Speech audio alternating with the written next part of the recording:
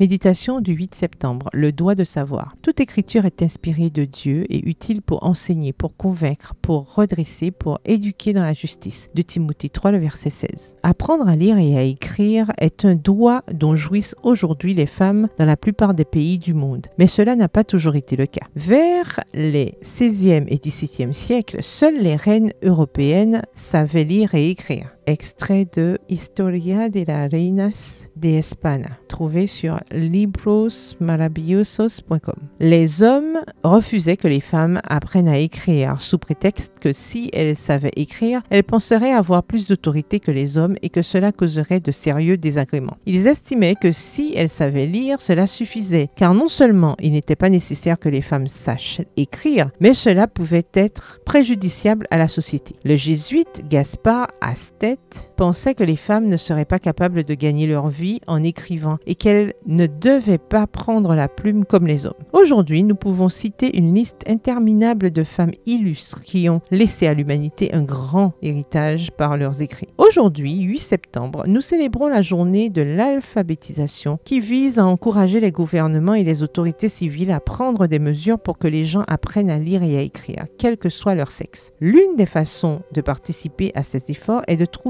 une femme qui ne sait ni lire ni écrire et de devenir son professeur. Il y a encore des femmes analphabètes que nous pourrions atteindre avec un message d'espoir et leur donner un cours d'alphabétisation avec la parole de Dieu. La Bible est un grand instrument pour mener à bien ce travail. Selon les données de l'UNESCO, en 2016, il y avait 758 millions d'adultes analphabètes, dont les 2/3 étaient des femmes. Tiré de uis.unesco.org, de l'article 50th Anniversary of International Literacy Day, literacy rates are on the rise, but millions remain illiterate, sorti en 2016. Au vu de ces chiffres, nous pouvons affirmer, sans peur de nous tromper, qu'il y a sûrement une femme près de chez nous que nous pouvons aider. Le texte d'aujourd'hui affirme que l'écriture est utile pour enseigner, et bien qu'elle se réfère à des questions spirituelles, il a été prouvé que de nombreuses personnes ont appris à lire avec elle. Mettez-vous au travail et partez à la recherche d'une élève. Ouvrez ses yeux à l'alphabétisation et à la lumière de la vérité du Christ. Qu'elle puisse connaître la vérité par elle-même et ne plus être liée à l'ignorance